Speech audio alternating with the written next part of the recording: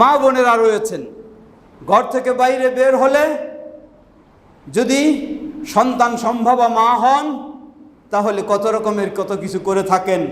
কেউ লোহার খণ্ড সাথে নিয়ে বের হন যাতে জিন শয়তানের আক্রমণ না হয়, আরও কিছু, কেউ ম্যাচের বক্স সাথে নিয়ে বের হন, আবার কেউ কোনো তাবিজ কবজ নিয়ে বের হন, না হলেও কমপক্ষে ছোট বাচ্চাদের বাম কপালে টিপ দিয়ে বের হন যেন সেই জিন শয়তানের আক্রমণ থেকে রক্ষা পেতে পারেন। তাকে সম্ভব? কোশ্চিন কালেও নয়। আল্লাহ রাসূল সাল্লাল্লাহু আলাইহি ওয়াসাল্লাম কি তাওয়াক্কুল শিক্ষা দিলেন লক্ষ্য করুন।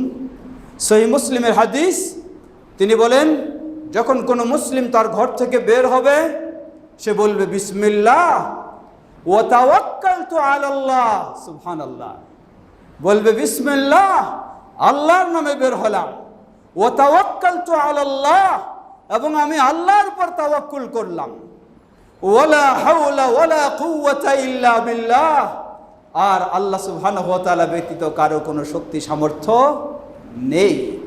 নবী সাল্লাল্লাহু আলাইহি ওয়াসাল্লাম বললেন কোনো মুসলিম যখন তার ঘর থেকে বের হওয়ার সময় এই দোয়া পাঠ করার সাথে সাথে তার ঘরের বাইরে যে জিন শয়তান তাকে আক্রমণ করার জন্য অপেক্ষায় ছিল, এই দোয়া শোনার সাথে সাথে জিন শয়তানেরা একে অপরকে বলা বলি শুরু করে, কাইফা বিহি ওয়াকাদ হুদিয়া উকিয়া, তোমরা কিভাবে তার জন্য অপেক্ষা করছো, অথচ সে আল্লাহর নামে বের হওয়ার কারণে, আল্লাহর উপর ভরসা করার কারণে সে তো তোমাদের আক্রমণ থেকে নিরাপদ হয়ে গেছে।